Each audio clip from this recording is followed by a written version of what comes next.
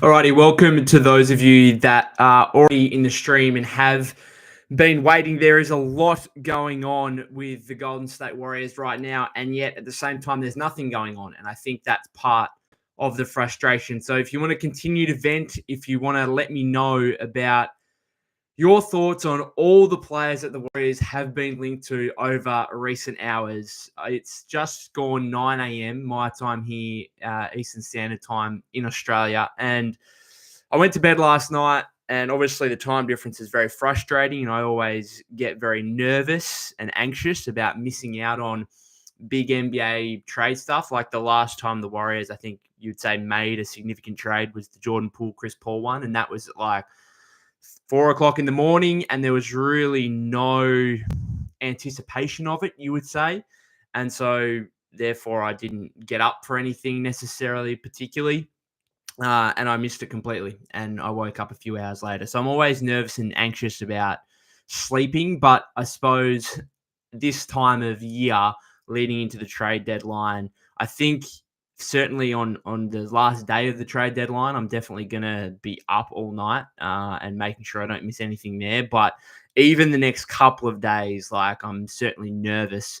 And yeah, unfortunately, I set my alarm for 6 a.m. and of course I wake up and I did miss something. Now, it wasn't a trade of such, which is, I suppose, a good thing. But the report from Jake Fisher of the Stein Line here earlier about, what are we at now, 4 or 5 hours ago now, basically, which is a pretty blockbuster one just in terms of reporting. If there's not going to be a trade official as such, then this was pretty big in the way of just reporting what the Warriors are trying to do in the way of not only Kevin Durant and LeBron James separately, but potentially both together. And that would be perhaps even more shocking than the Luka Doncic trade. If we thought that nothing could ever topple that, I think the Warriors getting both KD and LeBron would be just something out of this world, even bigger than the Luka thing. It's not going to happen. It's not going to happen. I don't think the Warriors are going to get either KD or LeBron, let alone both players. But it's certainly interesting, and the desperation here that we're seeing from Golden State is at a level that may be unparalleled in NBA history in terms of, I'm not sure a team has been reported about in this way ever previously. Not that comes to mind, not in this social media age where, we as fans and whatnot are just always constantly looking for the latest on what's happening. And to have the Warriors basically in the last 3 or 4 hours linked to KD, LeBron, we've seen Paolo Banchero, like what? Giannis, of course, has to be in there. We've got LaMelo Ball is in there. Keep listing names for me, guys, because there's been heaps. I think I wrote it down somewhere. Basically, Zion is there, Brandon Ingram. There is just so much going on. Basically, Shams put it this way. He said the Warriors have basically called up about every all-star in the league. Paul George is another one I've forgotten. There's just so many at this point that it's hard to wrap your head around what is going on. But what I think will go on here is that the Warriors call up, ask about all these players, are really, really desperate, but ultimately don't really get anyone.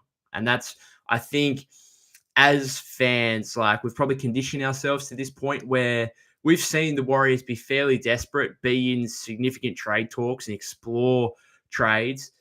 This is old stuff for us. We've been through the LeBron thing 12 months ago, albeit that came out after the trade deadline, and we actually didn't kind of know about it in real time, I suppose. But then you had the Paul George stuff, the Larry Markkinen stuff, the Butler stuff going on a little bit here. We've been through this before, and history would tell us that the Warriors don't get stuff done. They just don't. That's what it is at this point. And therefore, I think anything significant would be a pleasant surprise rather than a general expectation. I think if you go into this, we're now less than 72 hours away from the deadline. If you go into this assuming and expecting that the Warriors won't do anything too significant, then you won't be left disappointed. And that's the way I'm viewing it. That's the way I'm going into this. And this is a bit of the frustration, is that Like, they're clearly trying to do something, but I think as fans, we still question whether that's legitimate or whether that's them trying to save face to then be able to say after the deadline, oh, you know what, we tried. We tried something, right? And the issue is like, at least they can point to their trying right now, but their level of desperation in this reporting from a bunch of different guys, whether it's Anthony Slater just had his one most recently, which did actually raise some optimism. I'll get into that in a sec. But obviously the big one from Jake Fisher.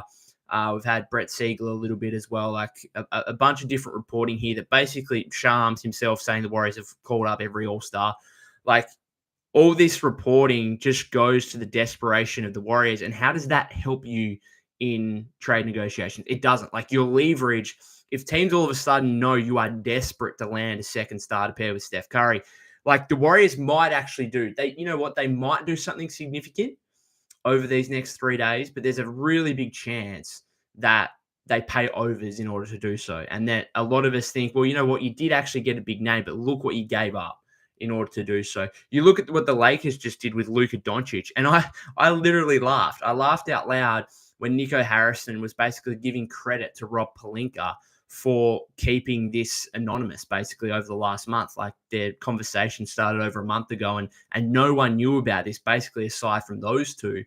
And I found it funny when he's giving credit to Rob Pelinka, and I'm there like, but hang on a second. If Rob Pelinka or anyone leaked that, right? Why would Rob Pelinka leak any of it when all that would happen is that it would get out, everyone would start laughing at you for even considering the possibility of trading Luka Doncic, and then you'd understand and realize how much of an idiot you are, and therefore you wouldn't go through with the trade. So of course Rob Pelinka is going to keep it hush hush and quiet because he knows he's getting a ripper deal and he's getting 25-year-old Luka Doncic. Like, and this is the thing, like the Warriors, I'd prefer just to, like, even yesterday when Stein reported that, they're focusing on other trade pursuits beyond LaVine and Vucevic. I think I would have almost preferred it to stay at that and just to, as a fan, realize, okay, they're trying to do something. I want to know that. But when you start hearing individual names, like they've called about Durant, they've called about LeBron James, they've called about Paolo Banchero, LaMelo Ball, whoever it may be, they're still in on the Jimmy Butler thing, apparently, according to Slater. Again, we'll get into that. Like, when you start hearing all those things and individual names, you understand the level of desperation. I'm not sure how that helps you in any way, shape, or form in negotiations. Like, it just doesn't. And therefore, again, maybe there's a chance the Warriors do something significant, but it could significantly cost them in terms of paying overs, and it could inhibit their future entirely. And I think all of us as fans realize, like, we want a major shakeup. We want something to change, but don't go and make a stupid deal necessarily. Like, I think we're still all, we understand enough, right? We understand the value of players to realize, hey, we do want you to go make a trade and make a deal here and shake up the roster, but don't do it for the sake of necessarily doing it. Like, it's still got to be the right deal, and it can't be paying overs and just doing something for the sake of doing something, right? So anyway, let me get into your comments here. And we'll go from there. There's plenty of stuff still to come up. Orlando says Zach LaVine was a big blow. Yeah, so I did read something today, but I'm not even sure who it was from, which basically reiterated my point from yesterday, which I think is a big point. I wrote about it again for Blue Man Hoop. Like, the Schroeder thing is actually a hindrance. Like, we all thought it was going to be great that the Warriors had this flexibility that they could retrade Schroeder before the deadline.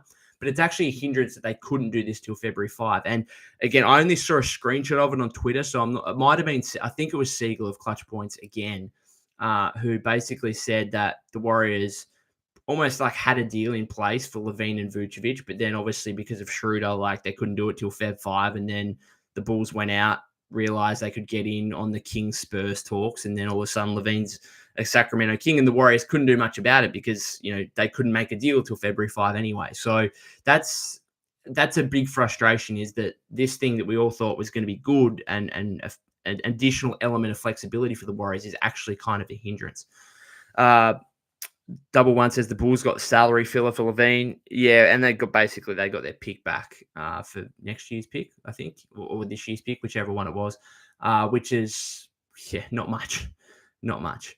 Maddie says, not sure what we offered to miss out on LaVine. Did we offer Pat Spencer in a second in 2035? Yeah, it's just like I would have liked, because I think there's always an opportunity cost here, and you could say, the Warriors could have got LaVine and Vucevic, and maybe the fact they didn't get LaVine turns out as a good thing, because maybe they get Kevin Durant in the next 48 hours here, 72 hours. Maybe they get Kevin Durant, but I just think that's so unlikely, and it's so unlikely that they're going to get a better player than Zach LaVine, that I just would have liked them to probably make that trade, if I'm being honest. And as much as it would hurt to give up Wiggs, it's something different. You bring in, I spoke about, the potential starting lineup. If you made that trade yesterday, you could have had Steph, LaVine, Kuminga, Draymond, Vucevic. That's at least intriguing to me. It's at least probably going to be a fun product to watch. It's going to be an offensive-minded lineup. You're going to have some defensive concerns, but you know what? We're 24-24 anyway. The offense is really struggling. You know what? It might help Steph out at least over the course of the season, and then maybe you can reevaluate in the offseason. I don't know. But it probably would have been a better on-court product, and I think the Warriors would have been a better team with that. Godzilla, the creator, says, this is sad. Now we're banking our future on some old players. Yeah, that's going to be the problem, is if, like, the Warriors... So just let me read out to you what the latest on Butler is, because, of course, we had Windhorse yesterday say that Butler has communicated to the Warriors that he doesn't want to sign an extension, and that therefore the Warriors and the Warriors in their conversations with the Heat have ended, basically. But this is what Slater has said in regard to Jimmy Butler here. I'm just trying to find it. So Windhorse said that Butler has communicated to the Warriors that he's unwilling to sign an extension there, and therefore trade talks to send him to Golden State have ended for now. The for now aspect of that report was pinpointed by team and league sources. There are still 3 days until the trade deadline and eternity in this transaction window. The Warriors believe they are still firmly in the mix for Butler or another of the league's star dominoes that could topple as part of the Butler transaction or once it is resolved, team sources said. Butler has long preferred Phoenix as his next destination, in part because of an awaiting extension offer that is longer and more lucrative than one the Warriors would be willing to make if they even offer one at all. Sorry. Miami's unwillingness to give Butler a big extension is at the heart of the dispute that led to his availability. Basically, yeah. So, the Butler stuff, the Warriors are still in the window for that. The other thing is the Durant thing. I think the KD thing might even be more realistic than LeBron, which surprised me a little bit. Like, if you asked me 3 days ago, I would have said LeBron's maybe more realistic than KD. I think the KD stuff, I'm not saying it's going to happen. I think it's very, very, very unlikely. But just an interesting tidbit, like, some people have shot it down, like, a couple of people connected with the Suns have obviously shot it down. Siegel shot it down. Fisher, in his report, was like, well, they are at least listening to offers. He says, this is a quote, right, from Jake Fisher earlier in his huge report. The path to Durant alone does seem plausible. Phoenix entering Monday's business continued to signal that it does not plan to move Durant before the deadline, but the Suns are believed to be listening at the very least to various teams' pitches for the 35-year-old scoring legend. Durant, meanwhile, is said to be aware of all of this.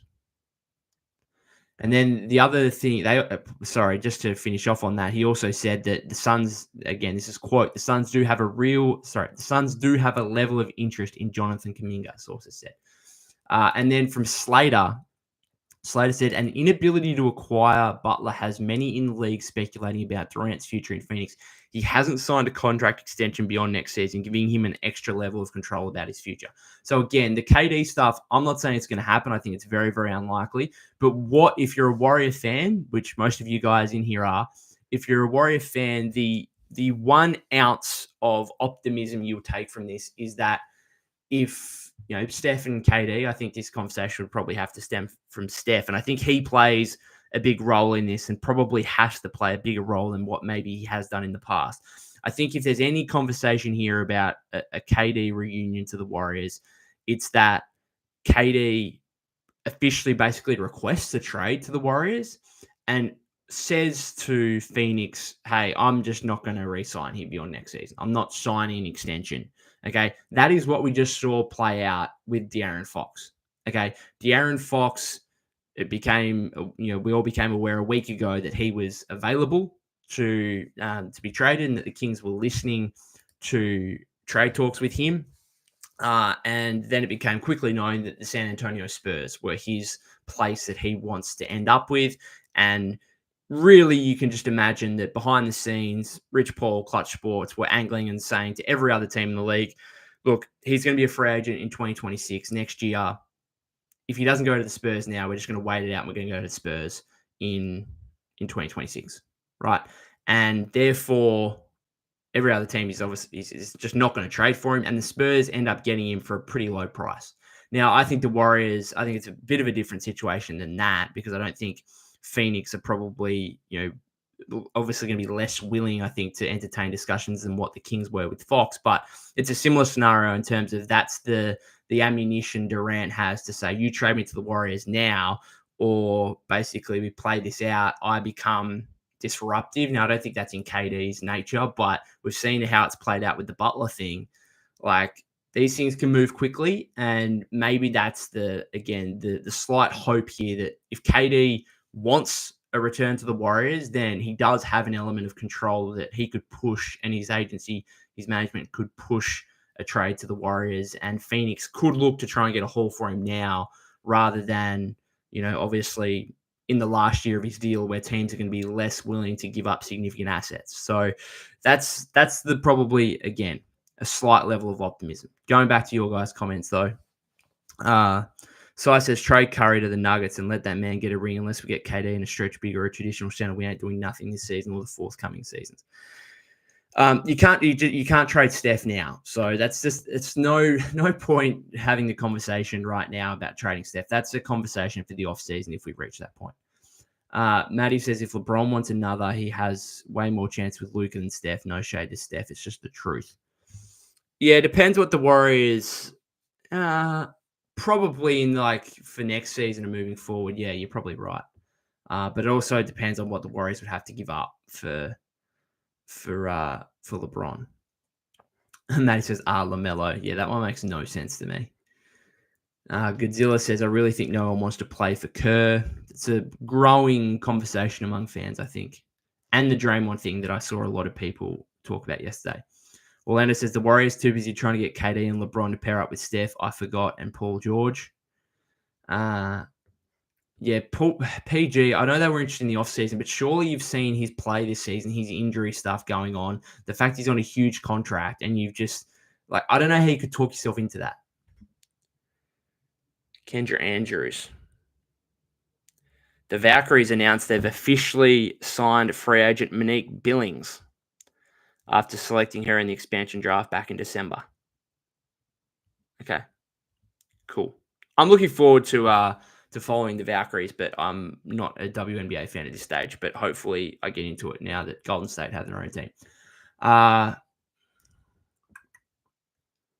So I says, I hate the fact that Bron will get his fifth before he retires to Steph. If this saga continues in Golden State, isn't going to get another. Sham says, other than KD, we haven't really got shit done. Roy P says, at this point, I just want something to happen. Godzilla says, at this point, trade Steph and Draymond for draft capital. Again, you can't. It's a conversation for the offseason. You might trade Draymond, but if you trade Draymond at this point, I think it's to get Durant or get someone else.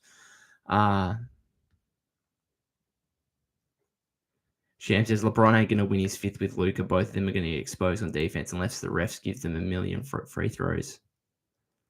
Adam Silver was the real GM for the Lakers getting Luka. I was listening or watching NBA Today a couple of hours ago, and I found a really interesting point how Windhorst said how Nico Harrison is really close with Rob Pelinka and Jeannie Buss and all the Lakers brass. And I was like, what?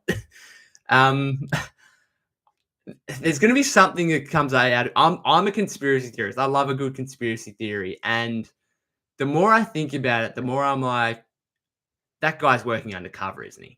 That guy is working undercover because it just makes sense because you could see in the press conference yesterday, Jason Kidd look like a guy that was just there thinking, what the hell have we just done? And then when it was told that Jason Kidd didn't even know about it, that just alarm bells for me. Alarm bells. Like, you think of all the stuff the Warriors are doing right now, you'd have to imagine like Steph Curry, Steve Kerr, they are across everything the Warriors could potentially be doing right now. They'd have to be.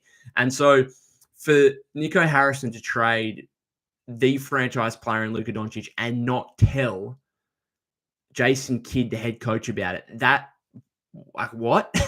What is going on? That's so when you say Adam Silver was the real GM for the Lakers, I think Nico Harrison, again, I'm a conspiracy theorist. There's something going on there. It's very, very weird. Godzilla says, to me, the trade should have been vetoed. All teams should get same chance of going after a player. No one but Dallas, and the Lakers knew Luka was up for trade. Douglas says, this front office looks pathetic as hell. Yeah. That's what it looks like right now. They've got 3 days to do something. They can turn it around. It's not over. A lot of people are saying it's over. You've still got to have some hope while there's time still left.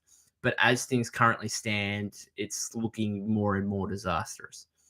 So I says they can easily make a trade for Mark Williams or Walker Kessler and Colin Sexton. Look, what's Mark Williams or Walker Kessler and Colin Sexton really doing for me? It's just so underwhelming when you're seeing all these star players get thrown around. Sham says, if Golden State gets a major big name player, Adam Silver is going to veto the trade because he despises us for beating LeBron. Daily Meditation says LeBron isn't leaving. Elena says, I hope they could pull off a Miles Turner and Aaron Nesmith deal. That would help us. That would make us a lot better on both sides of the ball. Yeah, I wouldn't mind that. Miles Turner's like, that'd be good. That Miles Turner would be good. It would be, even at this point, like if you told me 3 days ago you're trading for Miles Turner, I'd be like, before the deadline, I'd be like, whoa, how good, amazing. And now I'm like, yeah, I saw Luka and AD get traded and Fox and LaVine, and yeah, like it's still, even Miles Turner feels a little bit underwhelming.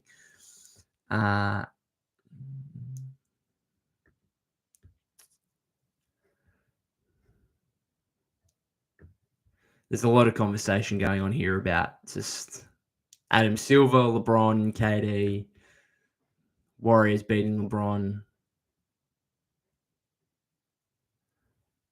Douglas says the Warriors front office is full of BS. That's the thing right now. Like, how much do you actually read into? Are they just like, it's not the only thing I would say is it's not really in their best interest, right, to leak themselves that they have interest in Durant and LeBron.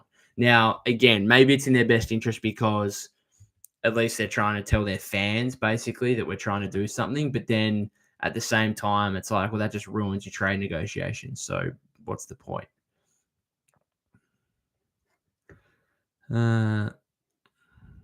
Elena says, I'm always going to remain optimistic. Everything has a price. Douglas says, if the Warriors get rid of Kuminga and Wiggins to get Durant, all we're doing is trying to recreate the KD Warriors, except Steph, Kane, Draymond are all older and injury prone. No Iggy or Livingston. I do wonder where it gets you. I do wonder where. So the thing to me is there any way Phoenix actually considers this, where Phoenix are like, okay, we think we're going to, like, we might lose KD in a year. Let's get Butler and a heap of stuff for Durant. And that's why I'm thinking, like, instead of trading Beal, obviously Beal's got the no trade clause. He's just made it known he doesn't want to go anywhere. So do we trade Durant, basically get Butler back and get a heap of other stuff? And maybe it's like a multi-team trade where maybe Wiggins goes to Toronto and Bruce Brown goes to Miami and all the other as like big salary pieces. Butler goes to Phoenix, KD goes to Golden State. I don't know. Again, maybe if I don't even think they would, unless Durant was like, no, I really want to go to Golden State. And then if that was I don't even know why he would. Why would Kevin Durant want to come to the Warriors right now? I actually don't know why he would. I'd rather stay in Phoenix with Devin Booker, who's like, I don't know. I suppose you'd still argue that Steph's better than Booker, but they still could end up with Butler. Like if I'm Durant, I'd still rather play with Butler and Booker than Steph and Draymond. I think. It's not worth me moving anyway. Let's put it that way. Orlando says LeBron always try to create super teams everywhere he goes. I don't blame Golden State for going after KD. Matty says even with Durant, I'm not sure we are good enough, especially if that means parting ways with Wiggins and Kuminga.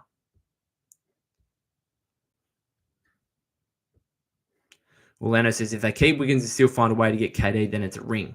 Well, you'd have to. Also says I'd rather get KD than LeBron. You'd have to trade Draymond. Wonder if that's part of it. I think their relationship's fine. I don't have an issue. I don't think there's an issue anymore with the relationship between Draymond and KD. But would you actually trade Draymond instead of Wiggins as part of that deal?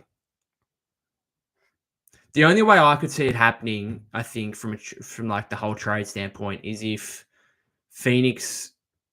I don't think the Warriors players would actually be going to Phoenix. I think it'd be a multi-team trade where Butler goes to Phoenix, Durant goes to the Warriors, as I outlined before. Again, and Phoenix get a heap of stuff. So it's like Butler and a heap of stuff, like draft-wise. Maybe they get Kuminga too, like a young player for Butler.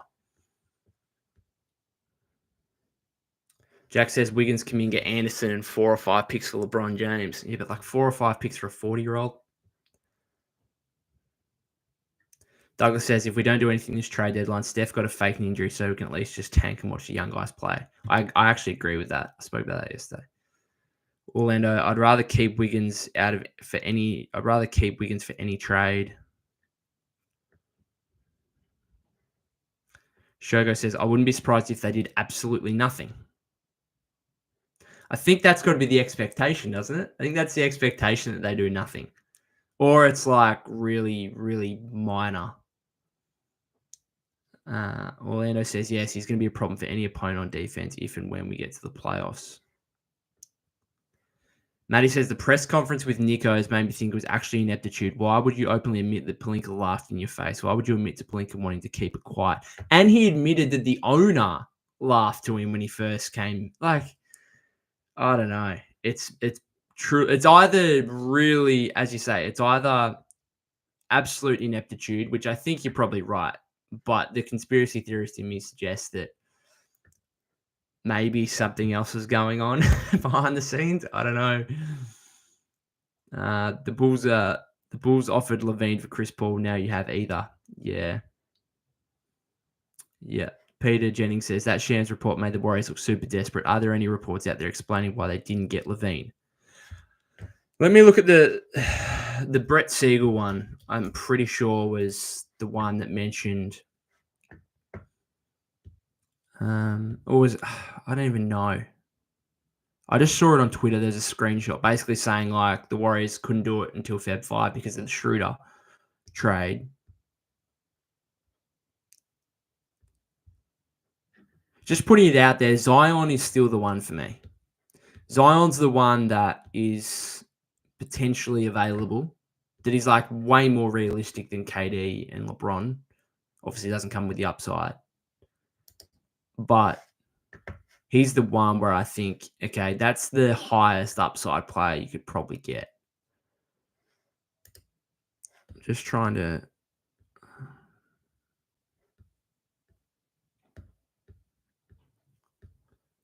Let me just see if any of this LaVine stuff is with...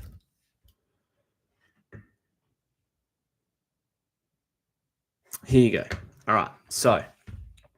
This is from Siegel, quote for quote. The Bulls and Warriors discussed multiple scenarios between Wednesday and Saturday, sources said, with one scenario being both LaVine and Vucevic going to Golden State. As part of this trade, Wiggins, Peyton, Looney, and other assets would have been traded to the Bulls and another team that would have needed to be involved for cap reasons.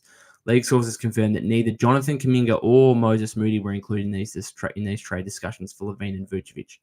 The important note is that the Warriors were wanting Dennis Schroeder, whom they acquired earlier this season, to be included in these discussions as an outgoing $13 million expiring salary. Schroeder is unable to be traded with other players until his restriction lifts on Feb 5, the day before the trade deadline. Chicago, knowing that the Kings held interest in LaVine in a potential massive Fox trade, didn't want to wait in order to complete other deals from inquiring teams. Ultimately, trade talks between the Bulls and Warriors fell through, resulting in Chicago pulling the trigger on a trade that sent LaVine to the Kings. Okay, so there you go. Basically, as I said yesterday, this is becoming a hindrance, the Schroeder thing. And if Schroeder was available to be traded yesterday, then I think there's a chance LaVine would be a Warrior and Vucevic would be a Warrior right now at this very moment. Sean says, we need a good player around Steph. That's an understatement. Orlando says, Miles Turner is a big deal on both ends of the ball, just like people doubted Melton, and I told people it really makes the Warriors better. Yeah, I love Miles Turner. I think he'd be great. Peter says, I kind of think letting the Kings get LaVine means they think they have a shot at something better. But this is the issue with like the opportunity cost is like, okay, we think we have something better, but then if you don't actually pull off the something better, then you've just missed out on LaVine. At some point, you've got to make a move. You can't go into every trade negotiation and thinking, no, we're going to bow out of these conversations because you know what, we're going to get something else down the line. Douglas agrees in saying, what incentive does KD have to go to GWS, Greater Western Sydney? Football season's around the corner for us in Australia. GSW, he says, a championship with the Suns is worth more than one with GS again for him. Choboy says, I think Kerr will destroy any player that comes over here like he's done with Schroeder and how he destroyed Oubre. Orlando says, yeah, hell yeah, trade Draymond. Robbie says, Miles Turner might be the best realistic outcome. Maybe Mathurin, but Zion would be better. And Solo Dolo, no one wants to play for the Warriors, and the front office is operating like a indecisive female. No need to get sexist. B Master says, worse than indecisive male. I don't even. Why are we bringing gender into this? Douglas Mike says, who are the players going out for $63 million in salaries? Well, you'd have Wiggins. You'd have Wiggins, Peyton, Looney, Anderson,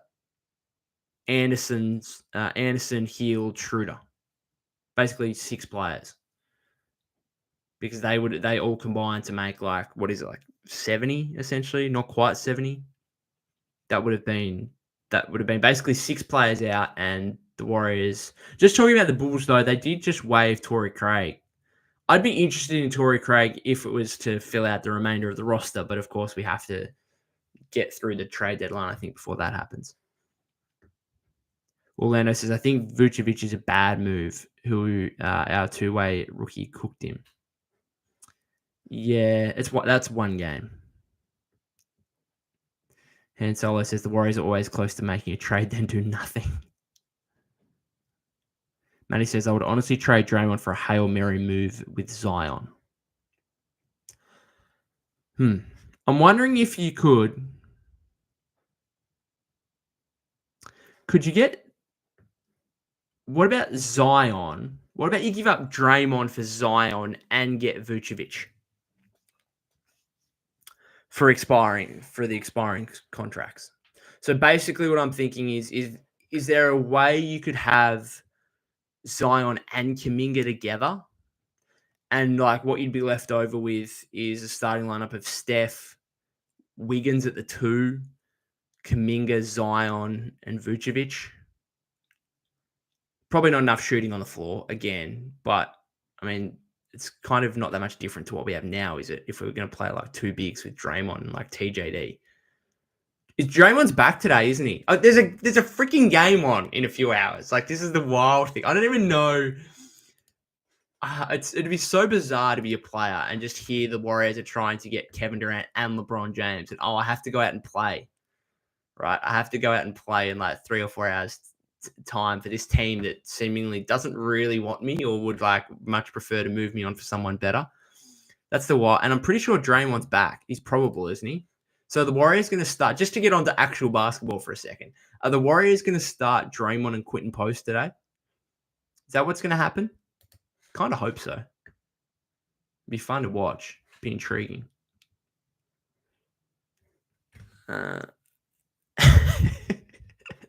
Robbie says, Curry to Dunleavy, what you cooking up? Dunleavy responds with nothing.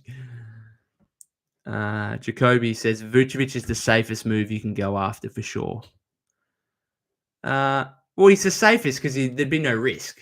Like, I actually think I think Chicago have actually worsened. Like, if the Warriors come back to the Bulls about Vucevic, right?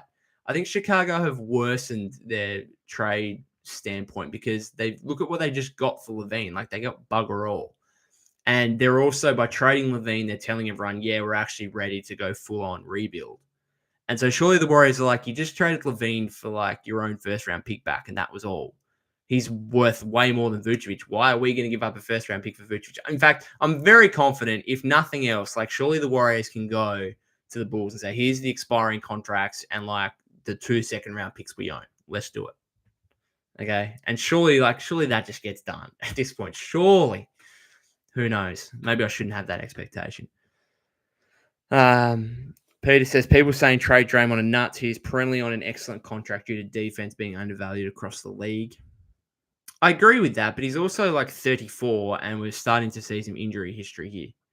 So that's the problem. I think if you could move him for a 25-year-old Zion, again, he's got even more injury problems. But if the Warriors can try and go, I think ideally for the Warriors, it would be a case of trying to continue your 2 timeline approach while also getting better. Like, look what the Lakers just did by getting Luka. Now, the Warriors aren't going to be able to make a move like that, but that's why I was kind of pushing for Zion in yesterday's stream, is because he's the same age as Luka. I'm not saying he's Luka, but he has that kind of high upside ability to be the face of your franchise. And maybe things turn around for him in a new spot, on a new team, in a new location, new management. I don't know. Jacoby says no one is thinking of actual games. Peter says he's also top 5 all-time in NBA history as a playoff performer across rebounds, assists, steals, and blocks. But the issue is, like, you can't look at the past. And that's the thing. Now, you just can't. Because if people looked at the past, like Nico Harrison would have said, oh, Luka Doncic just led us to the NBA Finals literally 6 months ago. Like, not even that long ago. And yet he still traded him. So you can't look at the past. Well, says, get Torrey Craig 1 second round. You can go sign Torrey Craig. He got bought out. Mike Scott of Hoops Hype reported in the last hour. Him and Duarte both bought out in order to bring in Kevin Huerter, Zach Collins, and Trey Jones in that LaVine trade. So Torrey Craig can be signed for a minimum. You don't even have to give up anything. Hansel says, we could have had Zach LaVine for CP3. The front office said no. Feels the same way as when they traded GP2, then doubled back and traded for him. Yeah. Good point. Jacoby says a sleeper trade might be Bruce Brown. I don't want Bruce Brown. There's no. That's the last person.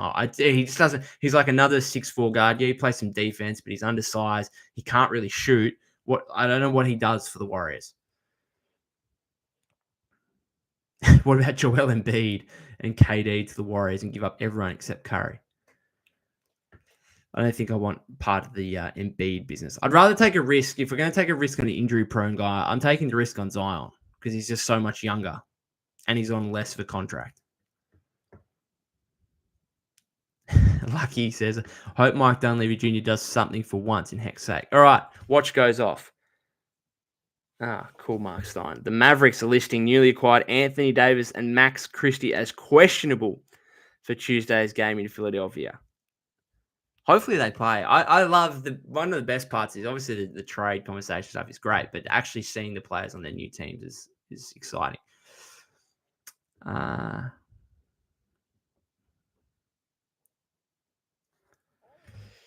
Douglas says, I was hoping we went after LaVine during the summer, but they passed as usual. Always talked about optionality, but not really executing it. That's why this front office is full of BS. Yeah.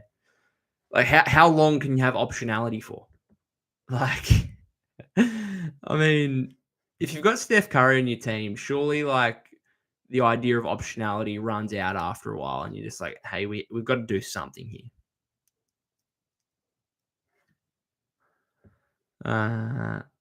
KM says the Warriors just saving up for an actual superstar and holding on to every asset. Yes, but like that actual superstar just isn't available, or if they are, they don't necessarily want to come to the Warriors. Uh, Pirtle or Turner are great trade opportunities. I don't want Yak or Pirtle. That'd be so underwhelming. What about Joker to the Warriors? I'm sure the Warriors are probably called up. Matty says, given the current market, we could maybe get Jokic for Gee in a first. Lena says the Warriors are hoping Giannis can be available next season. We've been hearing that for years. And like nothing has come of it. So, I don't know. All I can say is I'm glad I'm not a Mavs fan, let's put it that way, because they are having an absolute meltdown, and I think rightly so over there. How about Kendrick Perkins 4 hours ago? I think the Warriors are cooking up something powerful. Don't get our hopes up, Perk. Don't get our hopes up.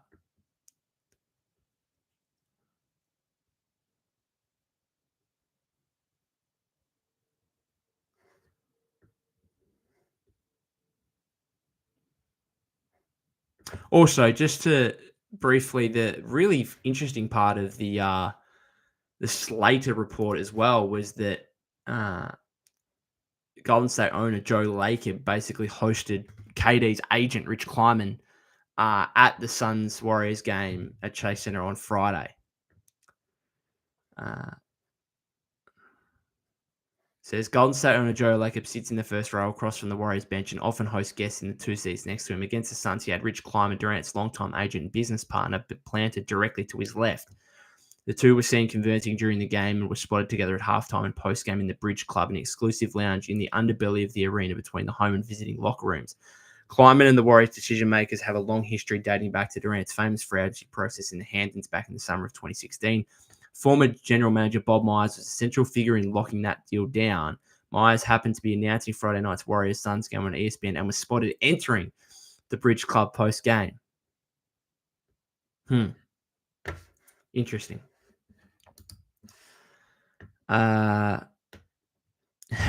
Jackson Rowe for Jokic. Matty says, once Nico is fired and goes to another team, we need to fleece that team immediately. Why can't the Warriors, it feels like some of these teams get fleeced fairly regularly. Like Chicago, I feel are just no good. just make it. That's why I'm just confident, at the very least, you could get Vucevic for a couple of seconds. I don't have any. Sometimes you go into you hear these trade negotiations and you think, oh, that'll be hard. Like Danny Ainge, you start negotiating with the Jazz. I think every fan realizes, oh, that's going to cost us an absolute arm and a leg to get that player out of Utah or whatever else. I think Chicago, I think we've seen Atlanta maybe. What other teams are there? Sacramento, although I didn't mind their return for Fox, to be fair. I don't know. Jacoby says John Collins. I don't hate it, but again, pretty underwhelming. And Solo, this is the end. We had a great run. Douglas says, had Giannis not signed that extension in October 2023, we'd be in serious talks of trading for Giannis right now. He could have forced his way here, but no, we have no chance at the moment. Jacoby says, getting KD would be the best story and fit, but at least feasible. I think he's more feasible than LeBron. But yeah, it's still very unlikely. Robbie says, how does Nico have a job after fumbling Curry with Nike? Like he says, I'm surprised that the Chicago Bulls gave up Zach LaVine for so cheap. The Warriors overthought it. We could have had Zach LaVine for cheap. Yeah, one first-round pick is just... I'd be disappointed if I was a Chicago fan. It's disappointing from a Warriors perspective.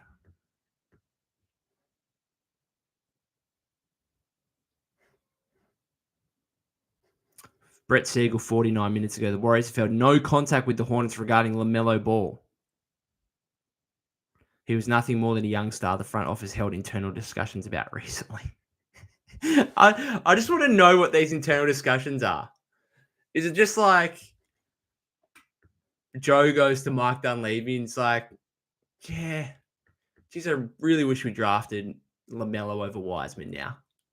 That was it. That was the conversation. And then it's like somehow leaked out. And Brett Siegel's like, they had internal discussions about LaMelo Ball. The Paolo Banchero thing to me is the funniest. Like, uh, just I suppose Luka getting traded to the Lakers just tells me Shams trying a fake Shams account. It's very disappointing. The Phoenix Suns are finalizing a trade to send Kevin Durant, Grayson Allen, and a 2025 pick to the New York Knicks. The old fake account. I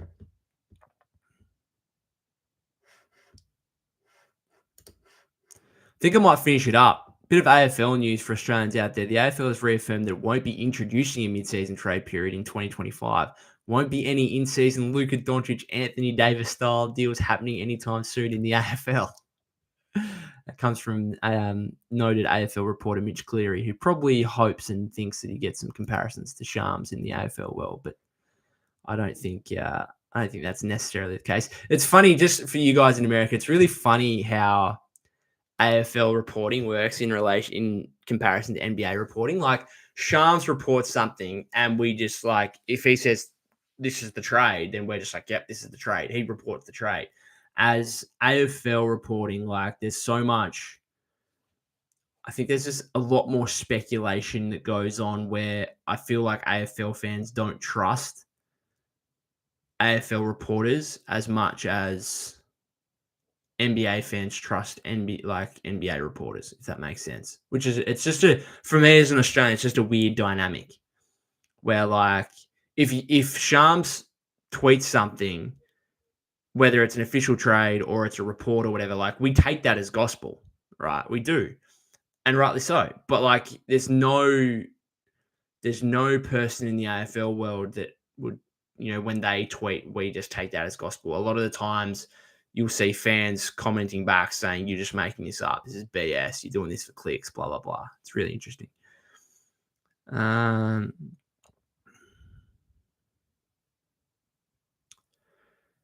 There, Ian says, the Bulls are no longer desperate at this point, so why not get Vooch for 2 second-rounders? Is that because you think, obviously, they've lost LaVine, so they think they're going to be bad now, even if they keep Vooch, I suppose? Nathan says, let's trade Steph and Draymond for draft picks. It's time to start to restart and build from scratch. Can't trade Steph yet. Again, conversation for the offseason. Like he says, LaMelo Ball would be sick. Jacoby says, every Warriors report, Warriors are chatting with other GMs. Cool, keep chatting, y'all. Maddie, the rational basketball move is trade Steph and Draymond and then tank, but trading Steph then admits that all the mistakes you made, you get to this point. Yeah, interesting. There, Ian says, see what you can put together for Vooch and Lonzo. Do you know what my hope was? My hope was that, like, there was an idea that you maybe paid slightly overs in a trade for LaVine and Vooch, in the thought that, okay, Chicago, like, as a result of this trade, you're going to buy Lonzo out, and we've got an agreement with Lonzo that he's going to sign with us as a buyout. That would have been my conversation if I was Mike Dunleavy. I would have been saying, okay, we're going to pay maybe slightly overs in this trade for LaVine and Vooch if we also get Lonzo as a buyout.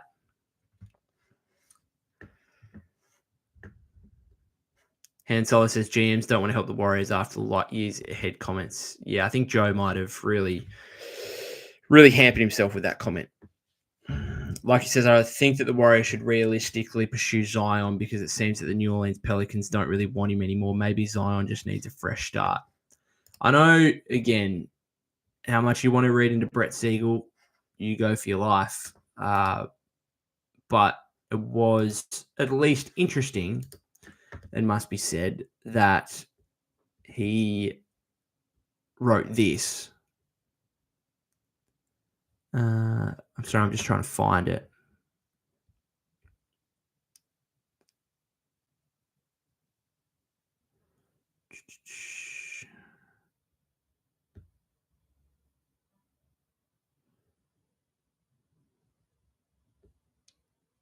I'm pretty sure he said somewhere here that they'd be listening to calls on Zion, basically. Oh, yeah, sorry. The first thing says Williamson and Brandon Ingram are seen as available in New Orleans, sources said. So if Zion's available, I'm definitely having a conversation. Nathan says, what are your thoughts with Ben Simmons to the Warriors? Would Ben flourish under Steve Kerr? I'm Australian, so I always hold out. I'm going to be the last person to jump off the Ben Simmons bandwagon. But even I've got one leg off, and that guy is just, he's not committed to basketball. He's not committed to basketball. We've seen that throughout his NBA career. And frankly, as an Australian, we've seen that with his non-committal to play for the Australian national team with the Boomers. So, yeah, I'm not, again, as a buyout guy, on a minimum, maybe. Like if you traded Draymond, right? If you traded Draymond, then and for like KD, right? You traded Draymond for KD. You had these roster spots to fill. Then maybe if you've got like Steph and KD and you've still got Wiggins, you got all these scorers, then maybe you could talk yourself into let's get a 6'10" guy who can facilitate and play defense. Maybe. Could be like another version of Draymond as like a small ball 5. Maybe. But you're definitely not trading for his $30 million contract. I'll tell you that much. Robbie says, what would happen with the Warriors system if they got Zion? Do they continue motion offense? I think the whole point here is that the Warriors do need to do something different. And I think if you got someone, even if you got someone who doesn't necessarily align with the Warriors' current motion offense, as you say, or their system in general, I think trying to incorporate something different is probably important. And so it says Warriors don't need Ben Simmons. They already have TJ who can't shoot or finish at the rim. That's true, but Ben can at least handle the ball a little bit. He's an excellent passer. He's a good I don't even know what to say about Ben Simmons anymore because a lot of what I'm saying is based on what he did 5-6 years ago. Chris says, just got here, so apologies if you already talked about it, but with the front office grasping at straws over old players, who are some young stars you think we could target? Zion is the one for me who I think his value might have got to a point where you could actually acquire him rather cheaply. And like the Warriors could, like, I just don't know why you wouldn't go to the Pelicans and say, if the Durant thing and the LeBron thing is, that's unrealistic. Why wouldn't you go to the Pelicans and say, you know what, here's our expiring contracts. Okay, you've got no committed money here, basically. Schroeder, Peyton Looney, and one of Buddy Hield or Kyle Anderson, basically. So you'd have to take on one player's contract at less than $9 million, basically, beyond this season. And we give you maybe one first-round pick and a lottery-protected first-round pick, right? Just offer that and just say, what do you reckon? Like, we'll basically take him off your hands. You actually get a couple of assets out of it. You don't have to pay him moving forward. He gets a fresh start. And from the Warriors side of things, he's 25 years old, and you're trading for a guy who can not only help Steph right away, but could also be the face of your franchise moving forward. He's the guy to me. He's the guy that if I'm the Warriors, I'm targeting. There's a lot of on-court basketball issues about it. Like if you're keeping Draymond and Kuminga and you've got Draymond, Kuminga, Zion all together, that makes just completely no sense. But maybe you can have two of those guys and maybe you make a decision. Maybe you do another deal where you trade Kuminga or you trade Draymond. Or you get to the offseason, maybe you re-sign Kuminga and you trade Draymond. I don't know. Zion's the one for me. Don't have much interest in LaMelo Ball. The Warriors talking about Paolo Banchero is hilarious. Zion's the young star for me. Because I actually think you could get a young star while also keeping the majority of your future draft capital and your own young players. And so again, that transition, I suppose, of being able to help Steph now, but also getting a guy for the future, I think is attractive to me. New Jersey says the problem is that Zion gets injured way too much. Yeah, for some reason I have this hope, this optimism that you put him in a new environment and something might change. And I think that's probably why the Pelicans don't want to give him up, because they're like, geez, this could really come back to haunt us. Robbie says Pelicans are going to want pods and Dunleavy's going to run out the room. I'd give up pods, I think. I actually would give up pods for Zion. So if you told me if you went to the Pelicans, what would you do? Would you do it if the Pelicans came to you and said, "Okay, we'll give you Zion Williamson. We will take Dennis Schroeder, Kevon Looney, Gary Payton II, Buddy Hield, but we want Brandon Pajemski as well. Okay, and we'll give you Zion and like Javonte Green and Daniel Tice or something. I don't even know if the math works. I think it's about right. Would you do it? I think I would.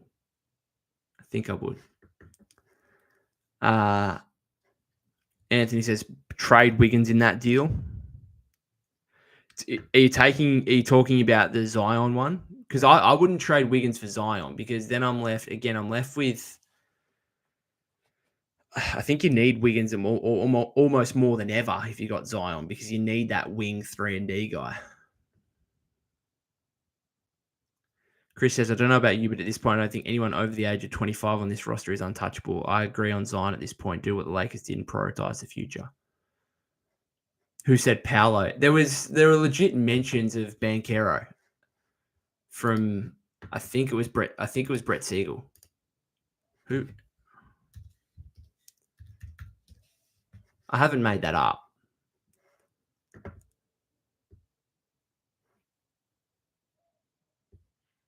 Someone's like, Warriors saw Luka got traded and now thinking about LaMelo and Paolo. I'm dying, dude. Yeah, this was Brett Siegel at about 4 hours ago. LaMelo Ball and Paolo Banchero are among the various other stars many around the league are speculating about the Warriors having interest in. Kind of wild. Every time I get a notification on my watch, I'm just thinking it's something big, and it's currently just a group message going off. Their answers, I think Zion just needs a change of scenery. Hantola says the Durant LeBron news sounds stupid and would look stupid in the court, unrealistic, and I don't want it. We saw that in the Olympics. I want Steph his fifth chip first, not helping LeBron. Mr. Level says Zion and Hawkins. Don't think they'll be trading Jordan Hawkins.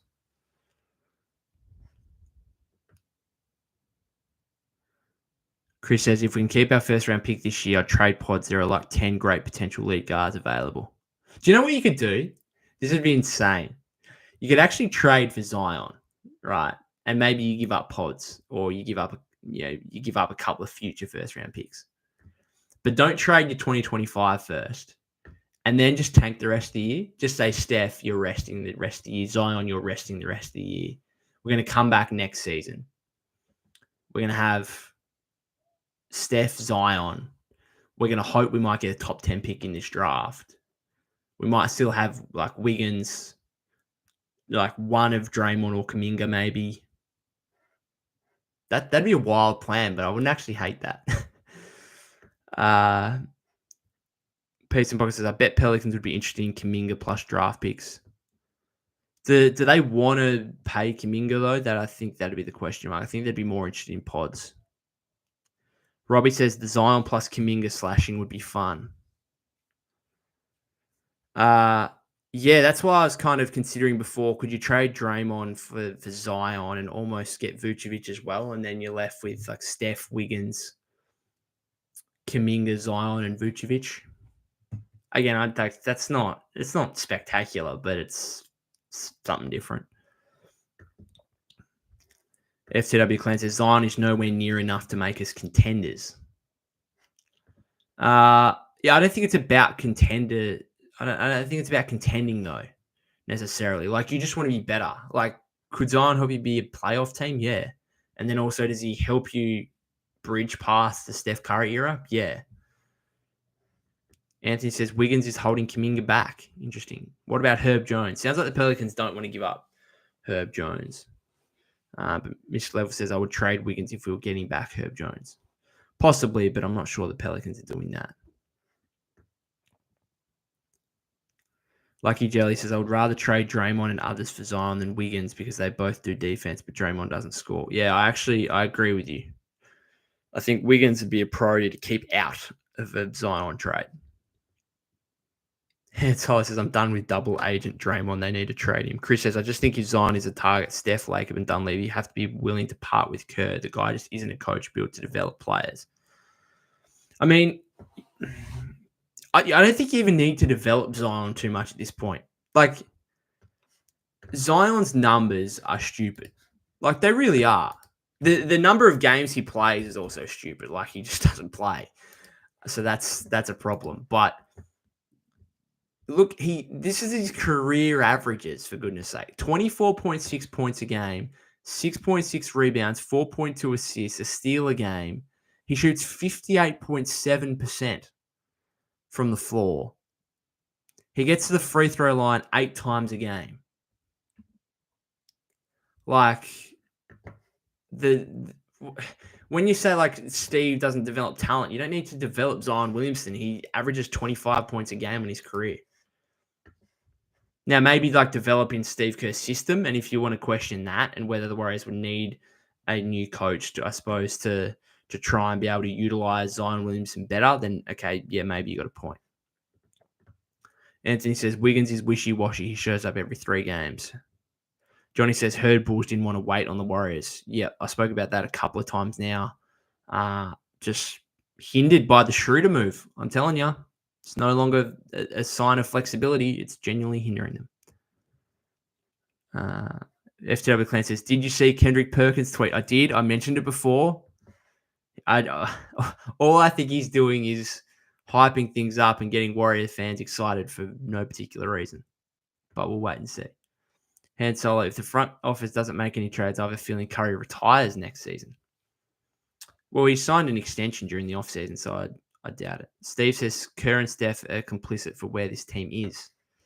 Yeah, possibly a part of it. Like, I think Steph, again, I don't know entirely, but I do think that, like, Steph, he's probably, I'm not saying he needs to push harder for the Warriors to make a move, but when they are considering a move, does he need to be a little bit more engaged and not necessarily just let it up to Mike Dunleavy, Joe Lacob, ownership, front office? Like, does he actually have to, like, if the Kevin Durant stuff is going on right now, like, if I'm Steph Curry, I'm just, like, constantly on the phone to KD.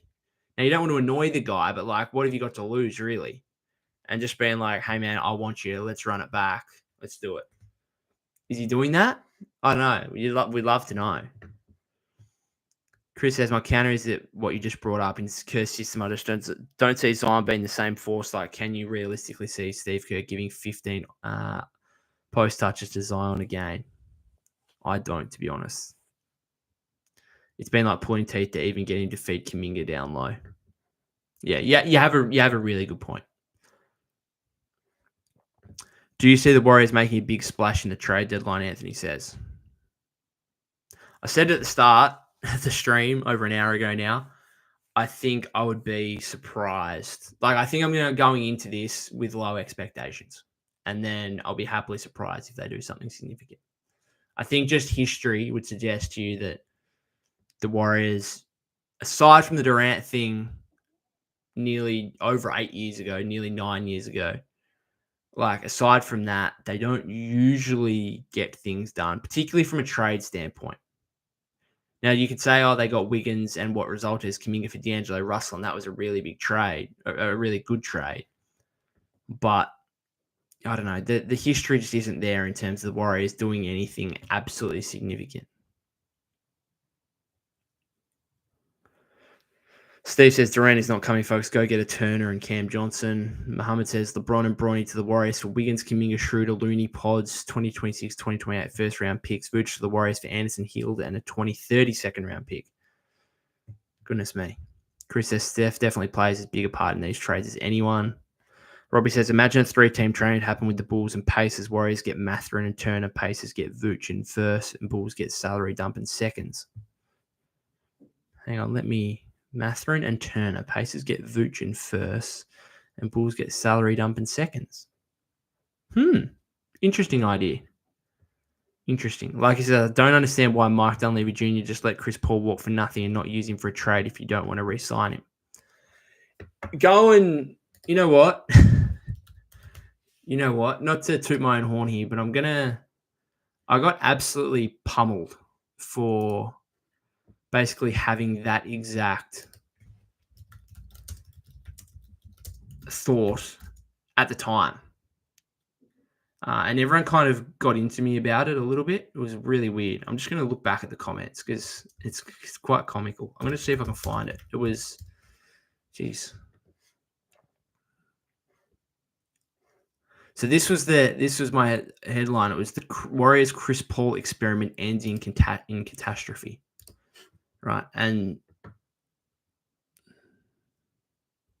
so here are some of the comments, right? This was the expected outcome when they traded for that contract. It was clear they were trying to get off of Poole's contract to stay away from the second apron in the future and have future cap flexibility.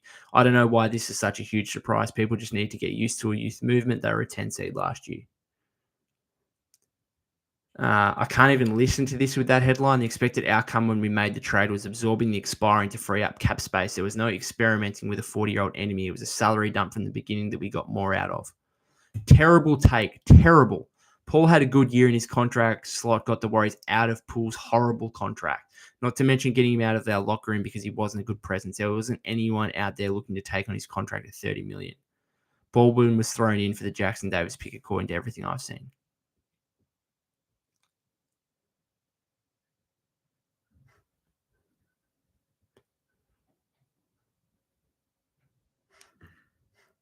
Anyway, yeah, a lot of people were basically, negative to me in that. Just for people that would like to go and watch that from 7 months ago. I don't really remember what I actually was going on about, but I just know that I was frustrated the Warriors waived Chris Paul without actually, getting anything for him.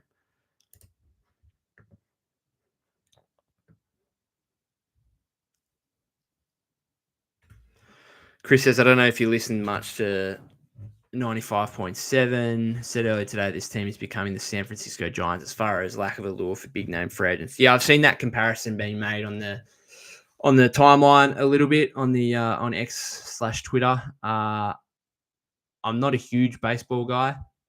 I don't mind watching it. I understand baseball, but I don't really know the ins and outs of it, so I can't really comment too much on that comparison. Muhammad says starters Steph, Moody, LeBron, Draymond, Vooch, bench Spencer, Bronny, our backup point guard. Hello. GP2, Waters, Gee, TJD, and Post. Interesting. Steve says, my hope is that next season we can have a new coach for Curry. Well, if they want to do that, they're going to have to pay Steve out $17, $18 million. Steve says, Draymond should have been moved when he actually has value, friendship, and winning chips. Does not mix. Anthony says, when Melton got hurt, the season went in the toilet. Biscando says, Warriors are on desperation mode. Yeah, I've said it earlier. I don't think there's a team in the league ever that's been more desperate than the Warriors are right now in the 3 days leading up before the deadline. Biscando says, could we get Miles Turner and some other shooting guard? Well, someone has mentioned with the Pacers we had to mention before with sorry, I'm just flicking back through to see who said that. Robbie said 3-team trade, Warriors get Mathurin and Turner. Well, there's your shooting guard and your center.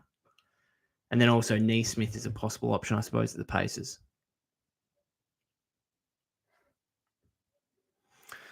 Chris says the Giants reference is that despite 3 rings in 5 years, no big names ever wanted to join the team in the front office way to make big moves until their window was slammed shut for good in 2016.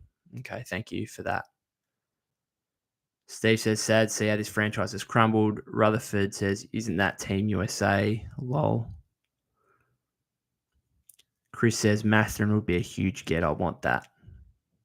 Yeah, the idea there from Robbie, that interests me. If you got Mathurin and Turner. And then the Pacers, I suppose, could talk themselves into, well, we got a replacement starting center who plays a similar way in Vooch, albeit he doesn't bring the defense. And if they get a couple of first-round picks out of it, interesting. Chris says Warriors really aren't beating the Jerry West made us allegations. Oh, if not for Jerry West, Clay would have been off the team before the first championship. Would have had K Love instead. Anyway, I've been going for an hour and 10 minutes. This has been huge. Thank you to everyone that's contributed. I was hoping something may have come along in the way of uh, significant news or anything. I just think with the Schroeder stuff here that you would imagine. I'm just trying to.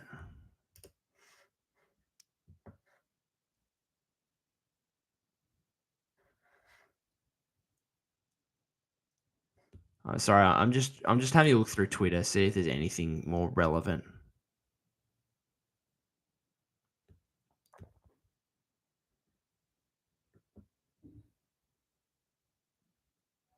Mm.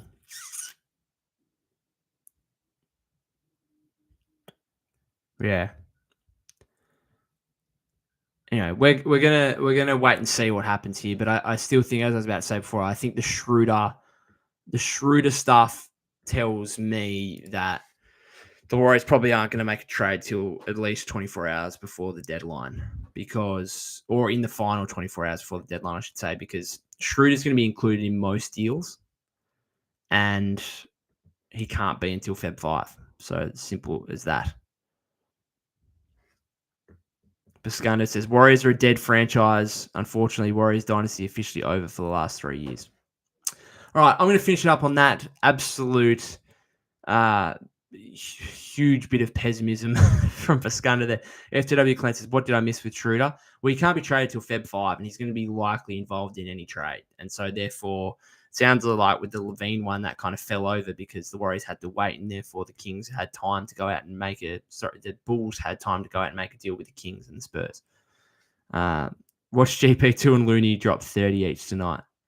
Yeah, I'm not going to be back for a post-game live because I've just done this for an hour and I've actually got to go out for dinner after the game. I don't think anything major is going to necessarily happen directly after the game, although we never know. Warriors play the Magic. I just don't think we're going to win. I always find it really difficult to comprehend how players can compartmentalize all this trade stuff and go out and play. And I have no faith in the Warriors playing well as a result of that. And just based on the fact they haven't played well for like 3 months. So what's the hope? Fingers crossed we can get a win, though. You can check out all my post-game coverage over on bluemanhoop.com. Who knows? With the way that everything's been going here in the past 24, 48 hours, I'll probably be back for another live stream tomorrow. We will wait and see. Otherwise, if there's or a podcast episode, one or the other, but it's probably going to be coming your way. All right. Thanks again to everyone that's contributed to this. If you're watching on replay, thank you very much for tuning in. If you're listening via the podcast feed, much appreciated. Let's hope the Warriors can get a win over the Magic later on. Thanks again, guys.